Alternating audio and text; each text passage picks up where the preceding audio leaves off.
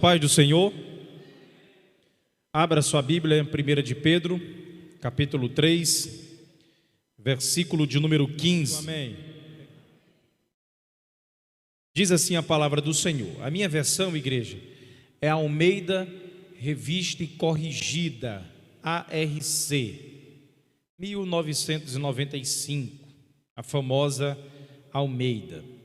Diz assim a palavra do Senhor: antes santificai a Cristo como Senhor em vosso coração, e estai sempre preparados para responder com mansidão e temor a qualquer que vos pedir a razão da esperança que há em vós. Quantos podem dizer glória a Deus? Curve a sua cabeça em nome do Senhor Jesus Cristo. Eterno e soberano Deus, maravilhoso Pai, estamos em Tua presença para Te adorar, para Te servir e exaltar-Te por tudo que Tens feito em nossas vidas. Fale conosco nessa noite por meio do culto de ensino, onde aprenderemos mais a Tua palavra, a declaração de fé, feita por homens, mas baseados nas santas Escrituras reveladas ao longo de milhares de anos. Senhor Deus, abençoe-nos nessa jornada que está se iniciando hoje, percorrendo cada capítulo, cada doutrina, que sirva tudo para a glória e honra do Teu santo e poderoso nome, e que isso venha nos fortalecer cada dia mais naquilo que nós declaramos e naquilo que nós cremos. Que isso venha abrir o nosso coração, a nossa mente, e venhamos todos juntos nos aprofundar mais em Ti conhecer e nos prostrar diante da Tua grandeza. Amém. Meus queridos irmãos, quem trouxe esse livro aqui, ó? Levante ele. Quem trouxe? Quem trouxe, levante. Muito bem. Parabéns você que adquiriu, que comprou. Hoje nós iremos iniciar uma jornada juntos. Nós iremos compreender, nós iremos aprender o cremos, a declaração de fé das igrejas evangélicas Assembleia de Deus no Brasil, aquilo que nós cremos, que nós professamos, ok? Hoje nós iremos apenas introduzir e trazer para a amada igreja um panorama daquilo que será ministrado e ensinado ao longo destas quartas-feiras. Serão muitas, porque são muitos assuntos, são 24 capítulos. O ideal seria que nós tivéssemos a cada quarta-feira um capítulo ministrado, mas devido à grandiosidade dos assuntos que serão tratados a cada quarta-feira, não tem como nós ministrarmos esses assuntos apenas capítulo por quarta. Então, talvez um capítulo vai demorar 3, 4 ou um mês, melhor dizendo, nas quartas-feiras, ok? Principalmente quando chegarmos em escatologia. E pela experiência que eu já tive em outra congregação que ministrei, este assunto foi o tema que existe a maior quantidade de dúvidas, e perguntas que os irmãos nos fazem. Eu sei que em escatologia há muitas curiosidades, há muitas coisas, mas nós iremos chegar lá. Então, não apresse a sua pergunta. Se o querido irmão tiver alguma dúvida, basicamente, atente-se para o assunto que está sendo tratado. Eu sempre falo isso para os meus alunos no IBEM. Hoje, para a glória de Deus, nós temos 115 alunos matriculados, 18 no curso avançado, que é o terceiro ano, em torno de 35 no curso de nível médio, que é o segundo ano, e mais de 60 no primeiro ano. Então a sala fica bem apertada, mas é muito especial. E eu sempre falo para eles: eu sei que vocês chegam aqui no curso com milhares de perguntas, mas ao longo desse ano nós teremos a oportunidade de respondê-las dentro do assunto que o professor está tratando, ok? E eu estendo essa consideração para a igreja que nós estamos pastoreando na área 2. Eu sei que os irmãos têm várias perguntas, mas sempre foque a sua pergunta no assunto que está sendo tratado. Os irmãos entenderam? Digam sim. Maravilha. Então vamos lá. Nesse primeiro tópico, igreja, bastante atenção para que você não perca o fio da meada. Eu quero apenas introduzir, explicar o que significa essa declaração de fé. Esse livro aqui que o pastor trouxe e alguns irmãos compraram, o que significa? Qual é o sentido? Qual é a importância desse documento para as igrejas evangélicas, Assembleias de Deus? Por que nós devemos aprender? Por que nós devemos entender o que está contido neste livro? Primeiro, se você abrir aí, depois do sumário, na apresentação da nossa declaração de fé, você vai observar que a publicação deste livro, igreja, é o instrumento maior que serve para conscientizar toda a igreja Assembleia de Deus no Brasil. Ou seja, você que faz parte de uma igreja evangélica Assembleia de Deus, você deve entender, compreender, professar o que está contido aqui neste livro, a declaração de fé, que é obviamente baseado na interpretação das Sagradas Escrituras. Então é um documento que nos pertence. Se você for congregar lá no Oiapoque, lá no norte, no extremo norte, já ali na fronteira mesmo do Brasil, onde o Brasil ele tem a jurisdição, ali uma igreja Assembleia de Deus, ela professa, crê e ensina o que está contido neste documento. Se você for numa Assembleia de Deus em São Paulo, no Rio de Janeiro, em Brasília, no Rio Grande do Norte, no Acre, enfim, em todos os estados, seja uma convenção, que a CGADB, eles têm o mesmo cremos, o mesmo credo.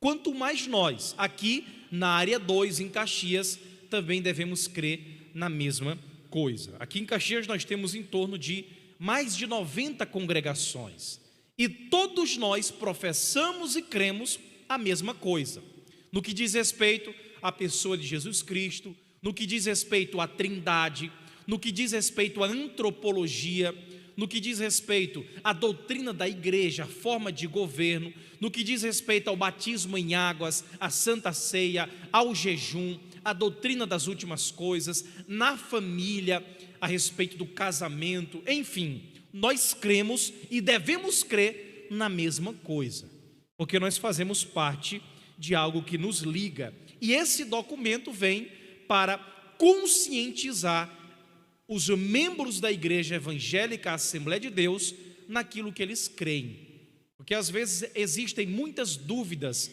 a respeito do que cremos relacionado à palavra de Deus. Então, para que haja uma uniformidade de pensamento, é necessário nós crermos na mesma coisa. Imagine se o irmão não cresce na Trindade, e outro do lado dele na EBD cresce na Trindade, e outro não crê nem na Trindade nem no unicismo, mas crê em outra corrente. Seria uma confusão muito grande, não é verdade?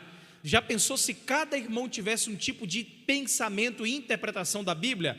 A confusão estaria feita. Então, a declaração de fé, este livro, este documento que o irmão tem acesso, quem não tem ele impresso, eu coloquei no grupo, em PDF, serve para nos conscientizar, a igreja toda, a igreja evangélica Assembleia de Deus, a respeito daquilo que nós cremos, a nossa doutrina. Aqui não vai falar de usos e costumes, vestir calça, cortar cabelo, essas coisas não. Aqui fala de doutrina, daquilo que é central para a igreja, daquilo que é o sustentáculo da igreja, daquilo que é a coluna vertebral da igreja, é doutrina. Isso aqui tem a ver com aquilo que Deus diz para os nossos corações e aquilo que devemos seguir. Então isso aqui é de grande importância. Seja para você um membro que tem 5 anos de crente ou um irmão que tem 60, 40, 30 anos de crente, Todos nós devemos entender as verdades que estão contidas aqui, ok? Este livro, é bom observar que mesmo de forma sintética, reduzida, resumida, ela abrange todas as principais doutrinas bíblicas. Guarde isso, por isso que é muito importante. Professor de EBD, superintendente, líder do ciclo de oração, regente, crentes em geral, membresia, todos nós devemos ter este documento. E pelo menos, no mínimo, devemos lê-lo uma vez em nossa vida. Então, devemos estudar o que está contido na declaração de fé, porque ele sintetiza, resume as principais doutrinas bíblicas, e com isso, ele facilita o conhecimento, conservando em nossa mente aí a verdade da palavra de Deus e nos livrando de muitas heresias. Igreja, o maior perigo da igreja, aquilo que pode destruir os seus filhos, os membros, é a falta de conhecimento. É isso que Oséias capítulo 4, verso 6 fala: o meu povo perece por falta de conhecimento. O que sustenta a igreja, o que sustenta os irmãos, é o conhecimento da palavra de Deus. Não é cargo, não é aquilo que você alcançou porque você é muito antigo na igreja, não é a família sua que tem influência na igreja, não. O que sustenta um cristão aos pés de Cristo é o conhecimento que esse cristão tem do próprio Cristo. Se ele não souber o que Cristo fez, as suas obras, como ele veio, por quem morreu, como a igreja é estruturada, o tipo de batismo bíblico, como ele voltará, o irmão estará infelizmente perdido, ok? Então, a declaração de fé, ela facilita a nós, os irmãos, um melhor conhecimento bíblico e nos ajuda na preparação de novos membros na igreja. Então, você que é um novo membro ou um membro antigo, deve estudar a declaração de fé. A Assembleia de Deus no Brasil tem uma completa declaração de fé, ok? Então vamos lá para a introdução. Primeiro, quais são alguns nomes sinônimos? Credo, confissão de fé, regra de fé ou declaração de fé. Repita comigo: credo, não, mais alto, credo, confissão de fé, regra de fé ou declaração de fé. Pronto, são palavras sinônimas, parecidas, ou seja, são interpretações. Se perguntar para você, alguém chegar, o que o pastor de vocês está ensinando na área 2, na subsede de Monte Hermão? Você vai falar, ele está ensinando a respeito da declaração de fé. Aí pergunta, pastor, o que é declaração de fé? O que significa confissão de fé? O que significa regra de fé? O que significa credo? Aí você responde: declaração de fé, credo, confissão de fé, regra de fé, declaração de fé são nada mais do que interpretações autorizadas das escrituras sagradas, aceitas e reconhecidas por uma igreja ou denominação. É basicamente isso. Você pode até destacar aí no seu livro, ou você pode anotar. O que é uma declaração de fé? São interpretações autorizadas das escrituras sagradas, aceitas e reconhecidas por uma igreja ou denominação. Ok? Então é isso que é uma declaração de fé. O que é que nós entendemos como verdade absoluta? A Bíblia é a palavra de Deus a quem? Ao homem, exatamente. A Bíblia é a palavra de Deus ao homem. Você inclui-se nesse grupo aí de homens em que a Bíblia foi revelada, sim ou não? Sim, todos nós temos acesso à palavra de Deus. Mas eu digo para vocês, o credo, a declaração de fé, é a resposta do homem a quem? A Deus. Vocês entenderam a diferença? Então vamos lá. A Bíblia é a palavra de Deus ao... Vamos lá, bem forte. A Bíblia é a palavra de Deus ao... Pronto. O credo, o que está aqui na minha mão? É a declaração de fé. A declaração de fé é a resposta do homem a Deus. Perceberam a diferença? A Bíblia é a palavra de Deus ao homem, a declaração de fé, ou outros nomes correlatos, confissão de fé, regra de fé, credo, é a resposta do homem a Deus. Pergunto para vocês, quem é que tem precedência? Quem é que vem primeiro? Quem é a autoridade final em todas as coisas? Esse ou esse? Qual? A Bíblia, a palavra de Deus, obviamente. Por quê? Porque a Bíblia é a palavra de Deus ao... Pronto. O credo é a resposta do homem a Deus. Perceberam? Isso aqui pode ter erro, sim ou não? Pode sim ou não? Pode, porque é o homem que está falando, mas baseado na palavra de Deus. Mas o homem não é perfeito. Talvez haja alguma atualização em alguma palavra que seja melhor, mas o que é central, o que é primordial, está de acordo com a palavra de Deus. Olha, igreja, este documento não foi escrito por uma pessoa, mas foi milhares de pessoas no Brasil todo. Ao longo de um ano, eles se reuniram em hotéis no Rio de Janeiro, em Brasília, em vários locais em São Paulo. Teve como organizador o pastor Ezequias Soares, que foi o organizador deste documento. Quem pediu para organizar? O presidente das Assembleias de Deus no Brasil, pastor José Wellington Bezerra da Costa. Ele pediu que organizasse. Pronto, vamos organizar um documento onde iremos reunir as principais doutrinas que as igrejas evangélicas no Brasil creem. Você sabe mais ou menos quantos membros tem a Igreja Evangélica Assembleia de Deus no Brasil? Mais de 12 milhões de membros. É a maior denominação do Brasil, se chama os pentecostais da Igreja Assembleia de Deus. As maiores, os evangélicos. Então, por isso que nós estávamos precisando de uma declaração de fé completa, que unisse esse povo de leste a oeste, norte e sul, em um mesmo pensamento, em um mesmo entendimento das Sagradas Escrituras. O credo é a resposta do homem a Deus. A Bíblia é a palavra de Deus ao homem. Eu quero que vocês entendam e guardem isso no coração de vocês. Perfeito? Além disso, é interessante nós entendermos que a palavra credo vem do latim, significa creio, significa confiança. Trata-se de uma confissão de gratidão à glória de Deus. É basicamente isso. Ao longo da história, meus queridos irmãos, amada igreja, nós tivemos vários credos, sabia disso? Declarações de fé, confissões.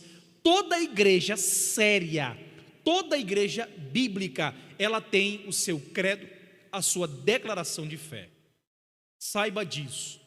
Uma igreja que você chega, que não tem EBD, que não tem culto de ensino, que é só aquele movimento à noite, aquele negócio, desconfie dessa igreja. Porque a igreja séria, bíblica, ela ensina as verdades contidas na palavra de Deus. Aqui não é para a gente estar contando a minha vida pessoal, apenas vivendo de experiências, não. Nós estamos baseados em um livro que é sagrado. Afinal, a Bíblia é a palavra de Deus ao homem. Então devemos pregar o quê? A Bíblia, a palavra de Deus. A igreja é sustentada pelo poder da palavra. É basicamente isso. Então, eu vou apenas recapitular ao longo da história muitos credos. Se vocês puderem observar, o Antigo Testamento foi composto em torno de 1400 anos. Alguns dizem até 1550 anos. Só o Antigo Testamento, 1540 anos.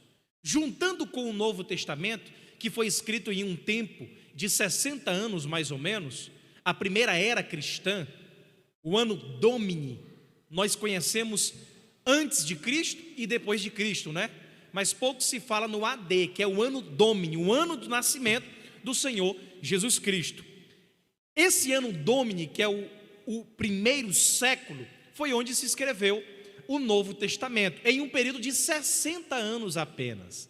Olha como foi bem rápido, em consideração ao Antigo Testamento em hebraico, o Novo Testamento em grego. Após isso, igreja, depois que o cânon das Sagradas Escrituras já estavam fechado, os 66 livros escritos, não tinha mais nada o que revelar, Deus já revelou tudo de Gênesis a Apocalipse, os discípulos dos apóstolos, eles começaram a compilar documentos, mais ou menos como esse, documentos a respeito daquilo que eles criam da palavra de Deus. Se você observar o documento mais antigo, o credo mais antigo é do século II, é o famoso credo dos apóstolos, é o mais antigo. Depois dele vem o credo niceno, em 325 depois de Cristo, que foi a pergunta que o irmão Albert me fez antes de começar a pregar. Credo niceno. Depois do credo niceno, teve o credo niceno constantinopolitano, em 381, e por aí vai, aí não parou mais. Depois vem o credo de Calcedônia, em 451 depois de Cristo. Depois veio o credo de Atanásio, cerca de 500 depois de Cristo. Ali no período antes da reforma, houve a confissão de Augsburgo de Lutero, em 1546, elaborado por Filipe Melanchthon. Enfim, confissão de Westminster, confissão anglicana, a igreja presbiteriana tem a sua confissão, a igreja batista tem a confissão de fé batista, de 1611, e nós, pentecostais, a igreja evangélica Assembleia de Deus, o nosso primeiro credo foi em 1919, sabe quem escreveu ele? Gunnar Vingre. Ele começou a circular no jornal, parece que era Boa Semente naquela época, o nome do jornal, 1919. Depois de 1919, houve outros credos.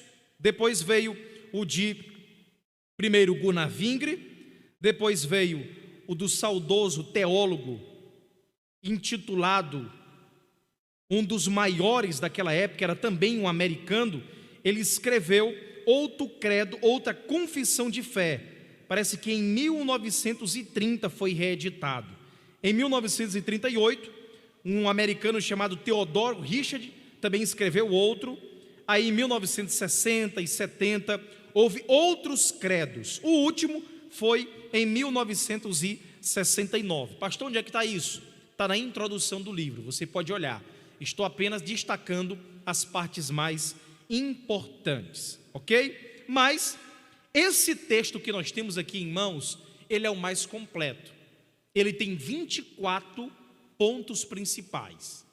Ele tem 24 partes em que nós iremos explicar cada uma delas, detalhe por detalhe. Eu vou ler junto com os irmãos e explicar detalhadamente o que diz a nossa declaração de fé, ok? É uma verdade que todos nós devemos crer, professar e ensinar por meio da palavra de Deus, ok? Os irmãos estão entendendo até aqui? Digam amém.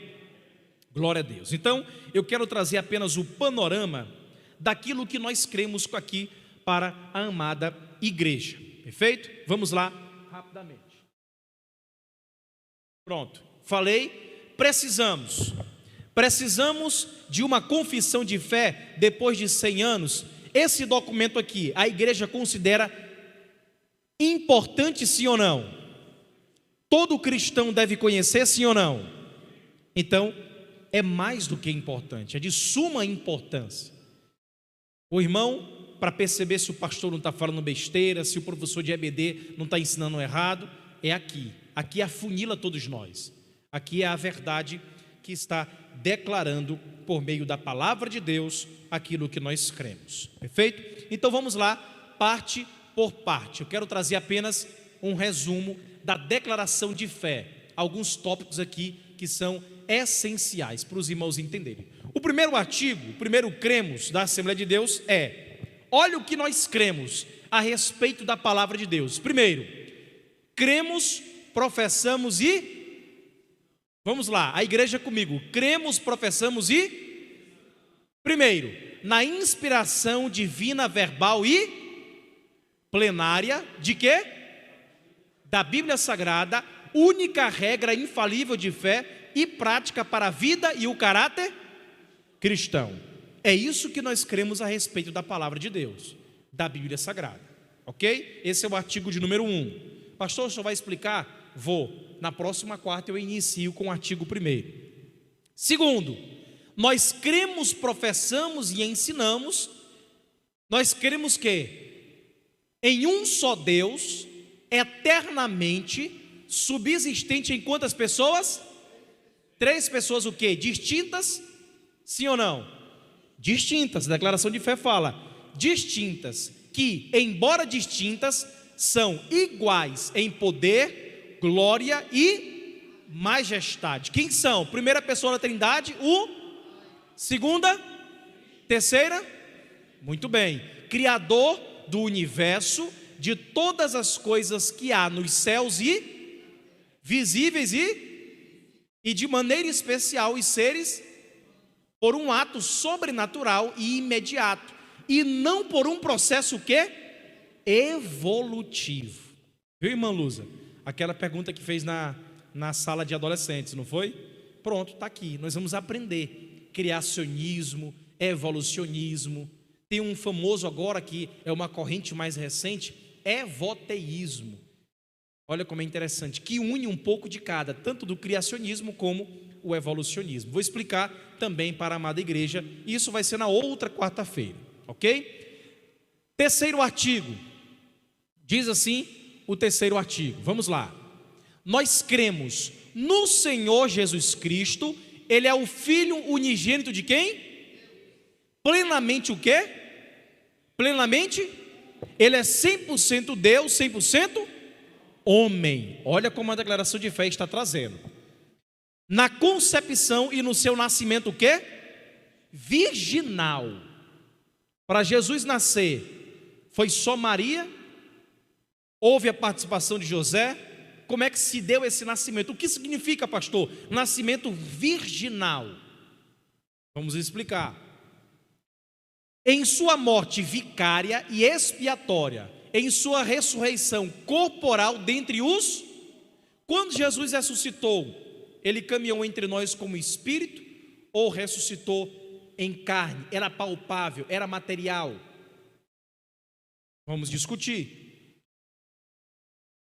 E em sua ascensão vitoriosa aos céus, como Salvador do mundo. Muito bem, vamos lá. Quarto artigo do cremos da Assembleia de Deus. Quarto, nós cremos no Espírito Santo, que é a terceira pessoa da Santíssima, consubstancial com Pai e com Senhor e vivificador, que convence o mundo o Espírito Santo convence o mundo do pecado, da justiça e que regenera o pecador, que falou por meio dos profetas, e o Espírito continua guiando o seu povo, verdade ou não? Continua guiando o seu povo, perfeito?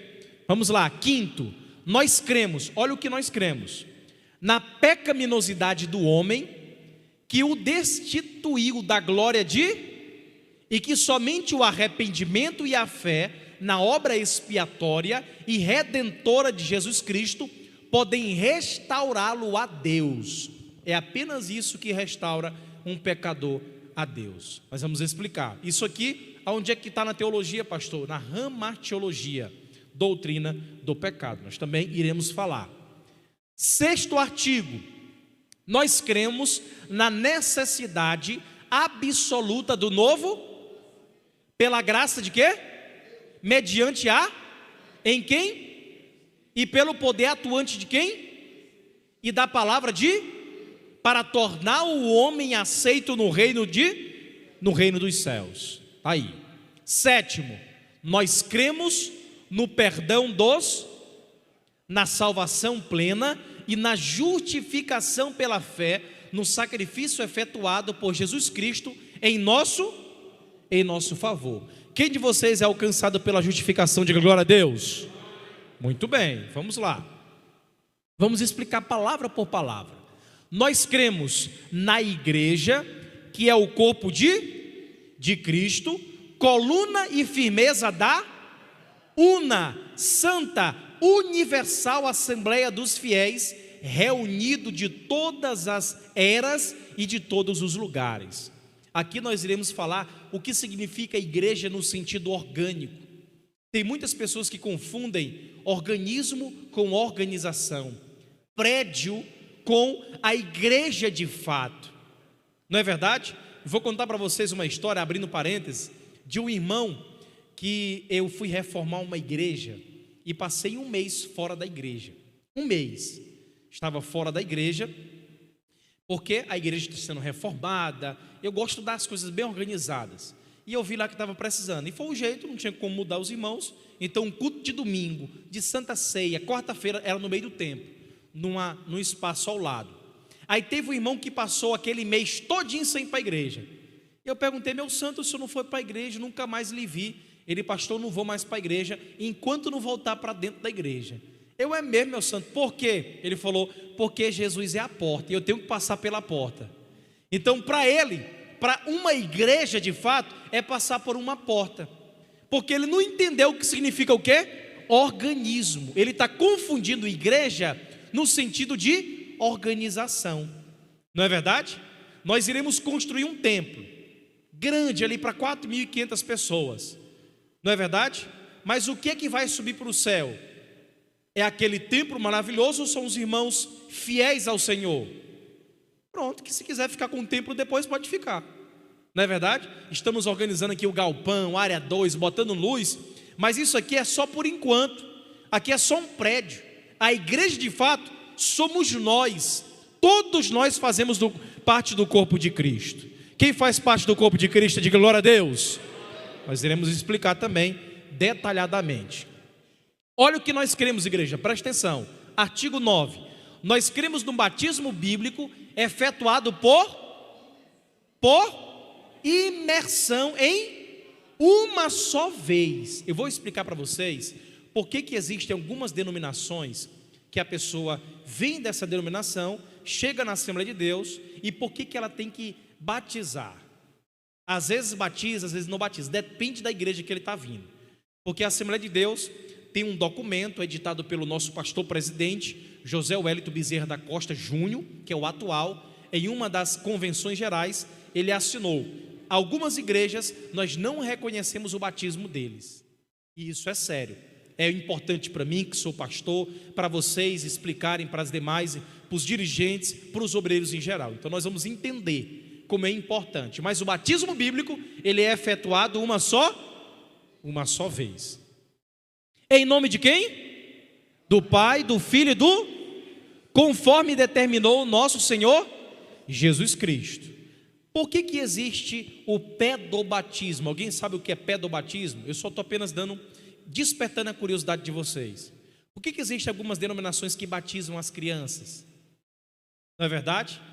Aqui não, nós não batizamos. Lembra quando chega: pastor, apresenta o meu filho? Eu apenas apresento e peço o quê? Oração para a igreja. Eu não batizo. O padre já faz diferente. Ele pega, joga um negócio na cabeça da criança, bota dentro ali da bacia, porque eles creem no pedobatismo. E existem algumas igrejas evangélicas de tradições mais reformadas, mais tradicionais, que também batizam criança. Mas nós, a igreja evangélica, a Assembleia de Deus, nós não cremos no pedobatismo. Nós é confissão, é o credobatismo, é crer, é confessar e entender que nasceu de novo. É a partir desse momento. Por isso que nós organizamos aí uma idade de no mínimo 12 anos, que é o estado que a criança já tem uma certa consciência. Os irmãos estão entendendo? De glória a Deus. Maravilha, vamos lá. Artigo 10. Nós cremos na necessidade e na possibilidade de termos uma vida o quê? E irrepreensível por obra de quem? Que nos capacita a viver como fiéis testemunhas de Jesus Cristo. Alguém pode ser totalmente santo aqui na terra, sim ou não? Sim ou não? Não. Nós podemos progredir em santidade dia após dia, mas não plenamente santo. porque enquanto estivermos na terra, o pecado estará em nós. Para entrar no céu, só entra com um corpo o quê? Glorificado, transformado em semelhança ao corpo do Senhor Jesus Cristo. Então, para entrar no céu, você não vai entrar do jeito que está aí, não. Não vai entrar, não. Vai entrar com o corpo transformado e glorificado. Quem quer ter o corpo glorificado, diga glória a Deus. Todos nós teremos em nome do Senhor Jesus. Artigo 11, olha o que nós cremos. Isso aqui, Igreja Evangélica Assembleia de Deus. Nós cremos no batismo no Espírito Santo, conforme as Escrituras, que nos é dado por Jesus Cristo, demonstrado pela evidência física do falar em outras, conforme a pergunta é, por que algumas igrejas não creem no batismo no Espírito Santo? Por que nós cremos no batismo no Espírito Santo? O que significa batismo com, batismo no, batismo em Espírito, batismo com o Espírito, batismo no Espírito? Nós vamos explicar cada particularidade para os queridos irmãos. O que significa a evidência inicial? O que é glossolalia? O que é xenolalia? É idiomas? São dialetos? São a língua dos anjos? Enfim, nós vamos entender em nome do Senhor Jesus. Quem quer aprender isso? Glória a Deus. Muito bem. Nós cremos na atualidade dos dons, o quê? Distribuídos por quem? Quem que distribui os dons? O Espírito Santo. A igreja para a sua edificação, conforme a sua soberana vontade, para o que for útil. Dom espiritual é para a edificação da igreja. Nós vamos entender isso. Dom de profecia, dom de interpretação, dom de falar em línguas estranhas, dom de cura, dom de dons extraordinários, enfim, vou falar cada dom, a lista de dons. O Novo Testamento tem 3 ou 4 listas, 1 Coríntios, Romanos, também tem uma em Efésios e também em outro livro do apóstolo Paulo. Vamos ver as 4 listas do Novo Testamento, de uma por uma, e entender cada dom e o que significa, ok? 13, olha o que nós cremos na segunda vinda em 2 fases distintas. A primeira fase, que ele virá, será o quê? Invisível para arrebatar a sua, antes ou depois da grande tribulação? Antes da grande tribulação, é que Jesus vem nos buscar, perfeito? E por isso que nós somos de uma escola chamada pré-tribulacionistas. Nós somos pré-tribulacionistas, ok? A segunda será de forma visível e corporal, com a sua igreja o quê? Para reinar sobre o mundo durante quanto tempo? Jesus reinará sobre o mundo durante quanto tempo? De forma pessoal, 1000 anos, é o período do milênio. Nós iremos entender o que significa isso, por que nós seremos arrebatados antes da grande tribulação, porque existem igrejas que não creem assim. Tem igrejas que pensam que já estamos no período da tribulação. Tem igrejas que não creem no milênio. Tem igrejas que creem que vão ser arrebatadas depois da tribulação. Eles são os pós-tribulacionistas. Tem aqueles que creem que são arrebatados no meio da tribulação, que são os mesotribulacionistas ou mid-tribulacionistas. Tem uns que creem, como nós, que seremos arrebatados antes da grande tribulação, que são os pré-tribulacionistas. Ok? Vamos explicar cada um destas particularidades. Ok?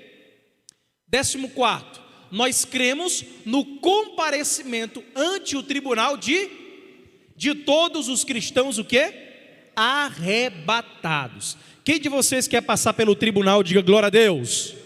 Todos nós. Quem quer passar pelo juízo final, diga misericórdia? Não, diga não. Nem para passar não, meu santo. Nós temos que passar só pelo tribunal. Tem muitos irmãos que confundem tribunal de Cristo com o juízo final, que é o grande juízo do trono branco. São 2 coisas diferentes. Sabia disso?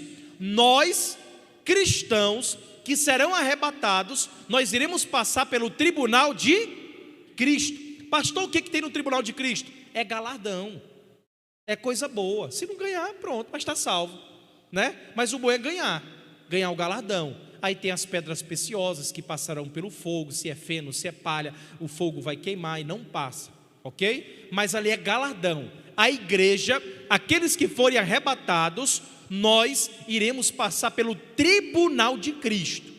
Segunda vinda, aqueles que vão, melhor dizendo, para o juízo final, depois do milênio, aí é outra história. Aí são para os ímpios, é para outro grupo de pessoas, não os crentes salvos em Cristo. Nós iremos discutir isso detalhadamente. Eu vou trazer um gráfico, vou explicar para vocês como é que vai ser, quem que vai ser arrebatado. Existe uma ressurreição, existe duas ressurreições, vou explicar cada uma para vocês. Aqueles que nascerem no meio do milênio, aqueles que serão salvos durante a grande tribulação, como é que vai funcionar? Como é que vai conviver o povo dos céus glorificado com o povo do milênio que está nascendo? Né? São muitas perguntas interessantes. Então, nós iremos responder dentro da palavra de Deus. 15º, olha, nós cremos no juízo final, onde comparecerão todos os ímpios, desde a criação. Caim vai aparecer aqui. Sabia disso? Os governantes ímpios do Antigo Testamento, aqueles que não foram salvos, que a gente vê na Bíblia, eles todos comparecerão no juízo final. Todos eles, desde a criação, todos eles. Exatamente, a geração diluviana, enfim, até o fim do milênio. Olha o tanto de gente que vai aparecer, os ímpios desde a criação até o fim do milênio. Será que é um grande período, não é verdade? Os que morreram durante o período milenial e os que, ao final desta época, estiverem vivos, e na eternidade de tristeza e tormento para os infiéis, e vida eterna de gozo e felicidade para os fiéis de todos os tempos. Então, a Igreja Evangélica Assembleia de Deus, nós cremos no inferno. O inferno existe. Tem muita seita, heresia aí na internet dizendo que o inferno não existe. Eles creem no aniquilacionismo. Existem seitas que falam que o inferno é apenas uma criação para assustar a humanidade. Mas segundo a Bíblia Sagrada, o inferno é real. O céu é real. Não é que todo mundo vai morrer, passa pelo juízo final e Deus vai abrir a porta da graça e dizer, vai estar todo mundo salvo. Sabe qual é o nome disso? É uma heresia chamada universalismo. É crer que todos serão salvos. Nós não cremos assim. Nós cremos na realidade do inferno e na realidade do céu. Quem é morador do céu, quem que vai para o céu, diga glória a Deus. Pronto, isso aí. 16º, que é o último aqui, dos princípios que nós cremos também que o casamento foi instituído por... O casamento foi instituído por quem? Quem criou o casamento? Deus. E ratificado, confirmado, afirmado por quem? Por nosso Senhor Jesus? Como união, o casamento bíblico é uma união entre um homem e uma mulher. Prego batido e ponta virada. Estava tentando lembrar da frase. Nascidos macho e fêmea, respectivamente, em conformidade com o definido pelo sexo de criação e geneticamente determinado. Nós vamos falar também, igreja, no último capítulo, que é o capítulo 24, sobre a questão do bebê de proveta. É uma questão mais moderna, né? Pastor, pode a mãe congelar o esperma e posteriormente inserir na mulher e ovular a criança fora de uma conjunção carnal? Eu vou explicar biblicamente para vocês. E tem pessoas que fazem isso. Aqui em Caxias não, mas nessas capitais, né, eles congelam o espermatozoide que o homem produz, guardam ali uma temperatura muito baixa e depois de um tempo, né, guardado, o médico vem e coloca na mulher e ovula e a criança nasce.